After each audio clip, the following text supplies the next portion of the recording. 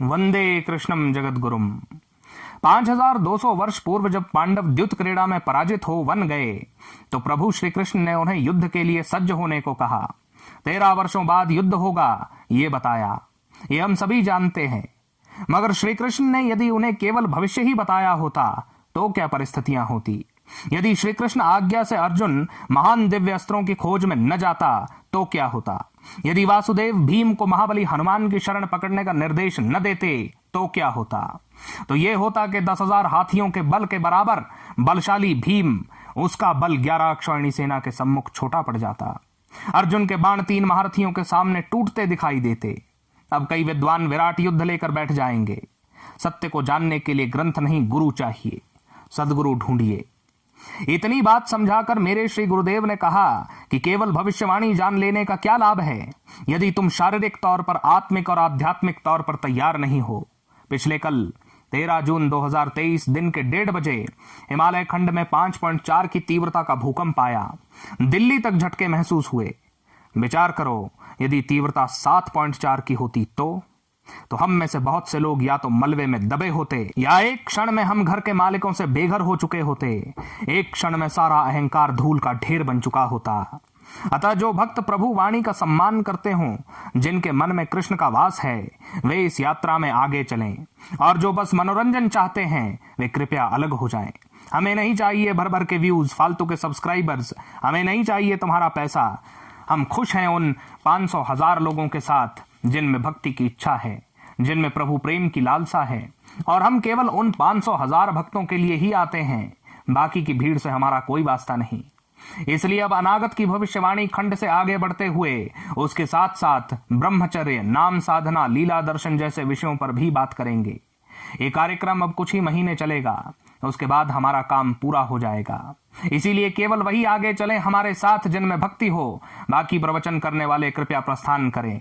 मैं प्रभु से, माता आदिशक्ति से कामना करता हूं कि मेरा ये चैनल, पीडीएफ, ग्रुप्स आदि केवल भक्त प्रवृत्ति के लोगों से ही जुड़ पाएं, अभक्तों को इसमें कोई रुचि न हो। इन्हीं शब्दों के साथ आज के विषय में आगे बढ़ते हैं। वर्तमान समय की सबसे बड़ी समस्या है ब्रह्मचर्य। पिछले कुछ दिनों में मंगल और शुक्र की कर्क राशि में युति होने के कारण वासना उबल गई है। अधिकतर भक्तों का संयम नष्ट हुआ है, ये हम जानते हैं। इसीलिए इस तत्व को समझना जरूरी है। सदगुरुओं के अभाव में और ज्ञान के आधिक्य के कारण वास्तविक ज्ञान भ्रष्ट हो गया है। ब्रह्मचर्य का अर्थ केवल वीर्य का संरक्षण बलपूर्वक करना नहीं है। इसकी परिभाषा इतनी छोटी कर दी गई है कि इसी के कारण इसे रखना आज के समय में इतना जटिल हो गया है। केवल एक धातु का रक्षण करके मुंह पर चमक नहीं आएगी। ब्रह्मचर्य के सिद्धांत अलग हैं। ब्रह्मचर्य विद्यार्थियों के लिए अलग है, सन्यासियों के लिए अलग है, सांसारिक गृहस्थों के लिए इसकी परिभाषा अलग है। मगर उसके लिए पतंजलि शास्त्र पढ़ने पड़ेंगे, वात्सायन वाग्भट्ट का अध्ययन चाहिए। उतना समय आज के तथाकथित गुरुओं के पास कहां। ये तो वही 2-4 बातें घुमाकर बता दी और काम पूरा हो गया। पूरी युवा पीढ़ी स्वाहा हो गई है काम की इस अग्नि में।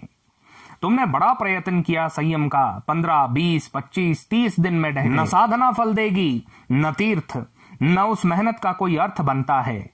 आज केवल एक वाक्य का सूत्र बताता हूं।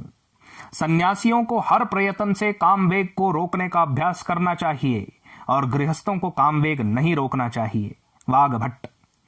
तो क्या इसका अर्थ यह हो गया कि तुम्हें मनमाना आचरण करने की आज्ञा मिल गई? क्या इसका यह अर्थ हो गया कि तुम दिन रात उसी क्रिया में डूबे रहो और अपना जीवन नरक बना लो? मूलाधार चक्र से निकलने वाली ऊर्जा को संयमित न रख सके वो गृहस्थ नहीं, पशु है। वेग को रोकना नहीं, उसे मोड़ना है। जैसे अग्नि है, उसका सदुपयोग जान लो तो भोजन बनाने से लेकर लोहा पिघलाने तक सब जगह उपयोग कर लो, और यदि सावधानी नहीं है तो वही अग्नि तुम्हें और तुम्हारी सारी संपत्ति को जलाकर राख कर देगी, जैसे तुम्हारी कामाग्नि ने तुम्हारे शरीर और जीवन को कर दिया है। ये बात पुरुषों के ही लिए नहीं है, स्त्रियों पर भी बराबर लागू होती है। कितना भी नाम जप कर लो, कल की महामंत्र, गायत्री, मृत्युंजय, कुछ भी कर लो, किसी का अर्थ कुछ नहीं रहता बिना ब्रह्मचर्य के। भला गीली लकड़ी में कभी आग लगती है? कभी देखा है कि बारिश में भीगी हुई पूरी तरह से गीली लकड़ी आग पकड़े? यदि बहुत प्रयत्न के बाद ऐसी गीली लकड़ी को आग लगा भी दी जाए तो उससे इतना धुआं निकलता है कि आसपास बैठे लोगों का वहां बैठना ही कठिन हो जाता है। कहने का तात्पर्य ये कि जो लकड़ी इतनी गीली हो चुकी है, उस लकड़ी में यदि आग लग भी जाए तो उस आग से आप कोई काम नहीं ले सकते। ठीक ऐसा ही हाल आज के लोगों का है। बिना ब्रह्मचर्य पालन के किया गया नाम जप, बिना ब्रह्मचर्य पालन के किए गए ग्रंथों का अध्ययन, उस अर्जित किए हुए ज्ञान का कोई अर्थ नहीं है।